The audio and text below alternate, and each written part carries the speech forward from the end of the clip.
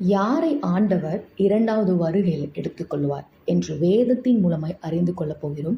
எபிரேயர் 9வது அதிகாரம் 28வது வசனம், கிறிஸ்துவும் அநேகருடைய பாவங்களை சுமந்து தீர்க்கும்படி ஒரே தரம் பலியிடப்பட்டு பாவம் இல்லாமல் ஆவலுடன் தமக்காக காத்து கொண்டு இருக்கிறவர்களுக்கு இரட்சிப்பை அருளும்படி இரண்டாம் தரம் தரிசனம் ஆவார்.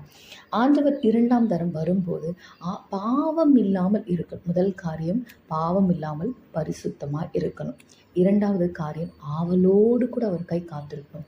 ஆண்டவருடைய வருகைக்காய், ஆண்டவருடைய ராஜ்யத்திற்கு ஒரு தாகத்தோடு காத்திருக்கிற அந்த நபர்களை தான் ஆண்டவர் எடுத்து செல்லுவார். இன்றைக்கு நாம் பரிசுத்தமாய் வாழலாம், விசுவாச வாழ்க்கையை வாழலாம். ஆனால் ராஜ்யத்தை குறித்து, பரலோகத்தை குறித்து தாகம் நம்மிடத்தில் இருக்குதா? ஆண்டோடைய வருகைக்கான ஆவல், அந்த ஆவலோட கூட எல்லாம் வந்துடும்.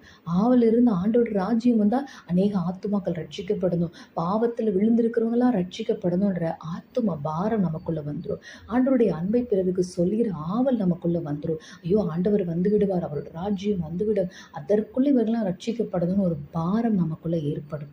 ஆண்டவர் எதிர்பார்க்கிற ரெண்டே காரியம், ஒன்று பரிசுத்தமாய் வாழ்வது, இரண்டாவது காரியம் ராஜ்யத்தை குறித்த ஆவல் உங்களிடத்தில் இருக்கும், அதை குறித்து காத்திருக்கணும். அதுதான் ஆண்டவர் உங்களிடத்தில் எதிர்பார்க்கிறார்.